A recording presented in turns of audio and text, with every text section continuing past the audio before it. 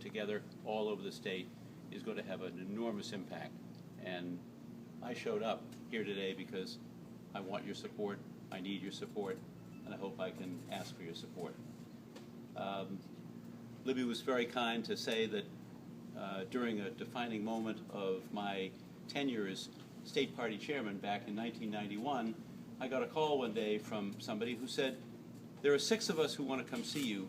There is no Young Democrats organization in Massachusetts. It's moribund. It doesn't exist. And we need your help. I said, of course.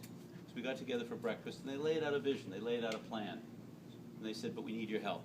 Because if you'll provide help, if you'll get behind this, if you'll support it financially, if you'll go around the state as you travel to every one of the 40 Senate districts and talk about the Young Dems, or at that point called the Coalition for a Democratic Future, we can really build an important organization. There are, per capita, as many Young Democrats in this state as there are in any state in the country. And we're losing too many of you to other places. Too many of you are leaving because of jobs or transportation or the cost of housing or the lack of summer internships, a variety of other reasons. So I was proud to help create the Young Democrats, then like I said, the Coalition for a Democratic Future, and I'm proud to come back here, as I've come to many of your conventions, to talk a little bit and have a conversation about what we can do together. I want to be known in this race as the progressive job creator who can send Charlie Baker back to Swampscott as a twice-defeated candidate for governor. That's how I want to be known. And being a progressive job creator isn't just rhetoric, because I spent my life running a family business. And that family business has been a union shop for 62 years. We've never had a matter go to arbitration. Somebody said to me, how can you possibly have gone 62 years without ever going to arbitration? I said, well, I sat across the table from people for 25 years and negotiated the union contracts. And if you have respect for the people across the table from you at every turn, nobody ever gets what they want in union negotiations 100%. People start over here and they come together. But if you show that kind of respect and you can negotiate a contract that serves the needs of working people in the company and also serves the needs of the company itself, that's a win-win. I got a call yesterday from Steve Sullivan. Steve Sullivan is the president of Boston Printing Pressmen's Local 3. It's the union that has represented the bargaining unit at Grossman Marketing for 62 years. He said, Steve, we're proud to give you our endorsement. I said, I'm honored to have your endorsement. In fact, this is the most important endorsement I've had during the entire campaign. He said, why do you say that? We're so small. I said, because you know me best. You've worked with me over the years.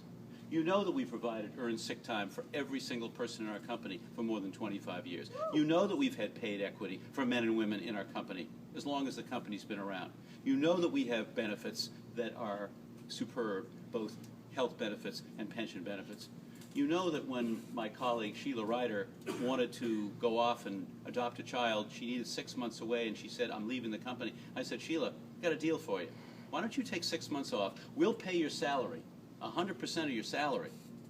You'll come back after 6 months and take your business back. She said, you would do that for me? I said, of course I would, because we want you to stay long term. Sheila's been with us more than 30 years. Those 2 children, one graduated from Bennington in 2011, the other will graduate from Bentley University this month. Sheila is still with us as one of our top salespeople. If you invest in people, they return that 100-fold in dividends, in productivity, in craftsmanship, in loyalty, in all the things you want to build in an organization. So this campaign is also about speaking to issues that matter to the people of the state. And at one point, and some of you were there, I said, well, I don't want to lecture young professionals, young people between the ages of 18 and 35, about what I think they care about. Let's bring them together and create a young professionals advisory group. So we did that. Right? And we had a wonderful conversation. They put together an agenda. I said, I don't want to just know the problems. I want to know the solutions. Because you need to help me create the solutions that are going to affect you and hundreds of thousands of people in the state between the ages of 18 and 35. Because too many are going to Seattle and Austin and North Carolina and New York and LA and Brazil and Singapore and not staying here. So they came to me. They crafted a plan. We worked together on it. We've had an online conversation about this over the last few months. John Ostrowski, who's our Policy and Issues Director, has sort of guided that process. I've got a couple of other colleagues here I want you to meet. Matt Garcia is our statewide field director. They had a Matt. And where's Ali Zaidi? Is Ali Zaidi? Where is he? Is Ali in the back? Ali spends way more time in his life than than anybody would ever want to spend with a candidate. But he does a terrific job. We've got a great team. It's a diverse team. And it mirrors the strategy we took when I came into Treasury. Because I said something the day that I was sworn in. I said we're going to hire the best people for every job at Treasury. We've hired over 260 people. And we're going to reflect the diversity of the society in which we live in our hiring practices. And I'm proud to tell you that 35% of the men and women we've hired at Treasury during the last 3.5 years are from diverse communities. So what are those issues, and what are the things that I've said in this campaign, and what are the things I'm prepared to stand for? First, on the issue of sustainability in the environment, I have come out and I'm Treasurer of the Commonwealth and I oversee the state's pension fund, and I am 100% supportive of Ben Downing's legislation to divest our state pension funds from fossil fuel companies over the next 5 years. It's a good bill. It's got a fail-safe in it for losses, potential losses. It protects fiduciary standpoint, the pension funds, but it sends a message.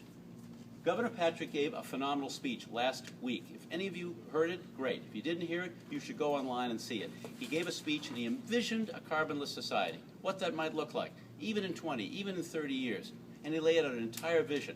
I want to build on the governor's legacy in terms of renewable energy, in terms of electric cars, in terms of efficiency, in terms of offshore wind, and in terms of divestment. Those are just one of the things that I care about. Criminal justice system. We are going to spend $1 billion over the next 7 years building $1 billion worth of prisons and prison beds. I said that on the day I become governor, in the first week, I'm going to issue an executive order and I'm going to suspend the construction of prison beds. And I'm going to take a serious look at what we're doing.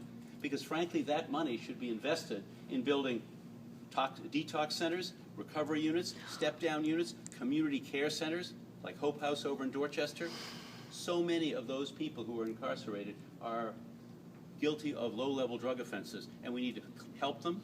We need to help them get clean. The insurance system is wired against them. We need to change the insurance system to give insurance benefits much longer for people who are addicted, so that we finally get them to a place where they can get the job training they need, the jobs they need, and get back to building a family and building a life. You do that by recognizing that behavioral health and mental health problems need to be dealt with as a health care problem, not as a criminal justice issue. In terms of education, very quickly, I was over in Everett recently. I went into a little classroom. Why did I go to Everett? Because Everett has had universal pre-K for every 3- and 4-year-old in the city of Everett since the 1990s. Everett, a city where 54 languages are spoken in the Everett Public Schools, universal pre-K for every 3- and 4-year-old. I walked into a little classroom. There was a little boy there, grabs my hand, pulls me over to the board and says, "I want you to see my words." I looked at his words. All the words for all the kids were the letter L. He said, "We're learning the letter L this week." "That's my word." I said, "What's your favorite word? Is the word lobster?" He said, "That's my favorite word." I said, "Why lobster?" He said, "I love lobster." I said, "Have you ever had a lobster?" He says, "No, I've never had a lobster. That's my favorite word." The young man's eyes were just gleaming. I mean, he was learning. He was growing. He was developing. We can't say that we are the best state in the country in terms of childhood education, in terms of K through 12, and leave 30,000 kids behind every single day who have no place to learn. I mean, the fact of the matter is that sometimes we scapegoat our teachers. We shouldn't be scapegoating our teachers. What we should be doing is recognizing that poverty is the single most important cause of failure to learn, and if we deal with poverty and income inequality, and we talk about those issues and build a consensus around those issues, we can change that. But it's not just about early childhood. It's about the fact that our students and our parents are drowning in debt. So I've said I want to freeze fees and tuitions at all 29 of our public colleges and universities over the next 4 years. And we can do that. You might say, well, Steve, you want to freeze fees and tuitions. You want to adopt early childhood education for 30,000 kids. You want to create 5,000 summer internships, paid summer internships for college students. Did you hear me?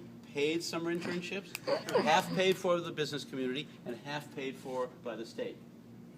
Barbara, my wife, pulled a little cartoon out of the New Yorker the other day.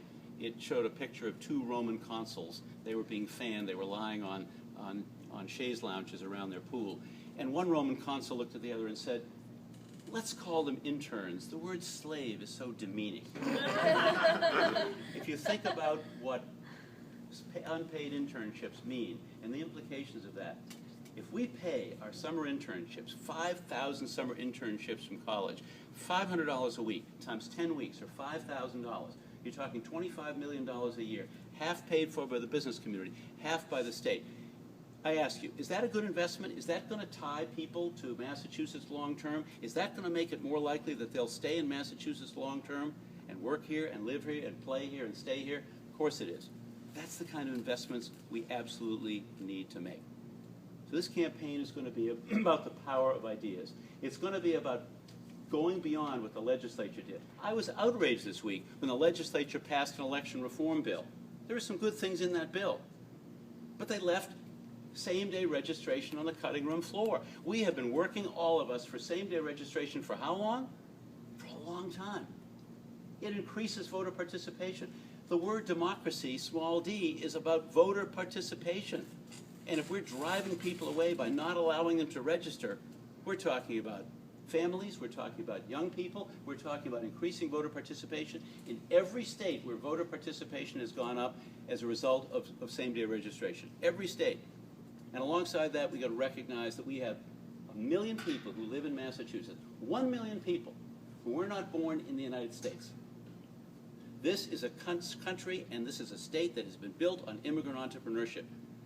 We need to make sure that we have the opportunity for undocumented immigrants to be able to get in-state tuition, and that is now an executive order by the governor. It should be turned into a law, not just an executive order, and we need to make sure that we offer undocumented people, all of them, a driver's license. A driver's license. Why do I say that? I say that because this is a public safety issue. I mean, for goodness sakes, does anybody want a neighbor or a friend to be driving without a driver's license? Undocumented, no driver's license, no driver training, no insurance? Of course we don't. People are going to drive. Let's give them a license. Let's create some fairness and some equity. And finally, and I'll end here, yesterday I went over to Cambridge City Hall. Today, as you all know, is the 10th anniversary of the day on which people in Massachusetts were allowed legally to marry. Midnight tonight, midnight today, 16th to the 17th,